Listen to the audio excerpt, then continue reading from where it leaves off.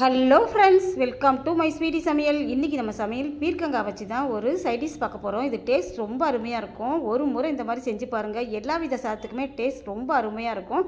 இப்போ எப்படி செய்கிறது பார்க்கலாம் வாங்க. இட்லி பாத்திரத்தை தண்ணி ஊற்றி தட்டு வச்சு பீர்க்கங்காய் தோல் நீக்கி நான் பாதி கட் பண்ணி வச்சுருக்கிறேன். இதை மூடி வச்சிடலாம். 5லேருந்து ஒரு 6 நிமிஷம் வேகட்டும். வெயிட் பண்ணலாம். ஒரு கடாய் அடுப்பில் வச்சு 2 ஸ்பூன் எண்ணெய் ஊற்றிக்கிறேன். எண்ணெய் சூடாயிடுச்சு. 1/2 ஸ்பூன் கடுகு போட்டலாம்.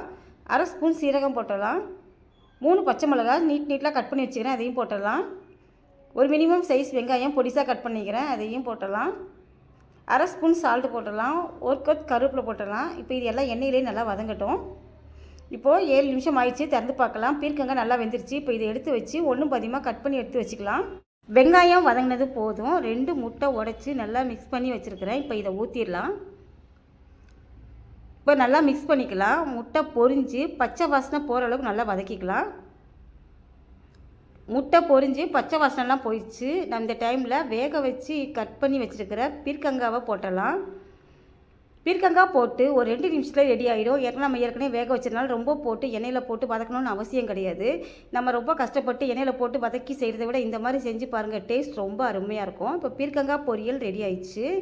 இந்த மாதிரி ஒரு முறை செஞ்சு கொடுங்க. இனிமேல் எப்போவுமே இந்த மாதிரி தான் செய்ய சொல்லுவாங்க. டேஸ்ட் ரொம்ப அருமையாக இருக்கும். எல்லா வித சாதத்துக்குமே டேஸ்ட் அட்டகாசமாக இருக்கும். இந்த வீடியோ பிடிச்சிருந்தா உங்கள் ஃப்ரெண்ட்ஸ் ரிலேட்டிவ் எல்லாத்துக்கும் நிறைய ஷேர் பண்ணுங்கள், லைக் பண்ணுங்கள். நம்ம பேஜை மறக்காமல் சப்ஸ்கிரைப் பண்ணி வைங்க. இன்னும் ஒரு நல்ல வீடியோவில் சந்திக்கலாம். பாய்.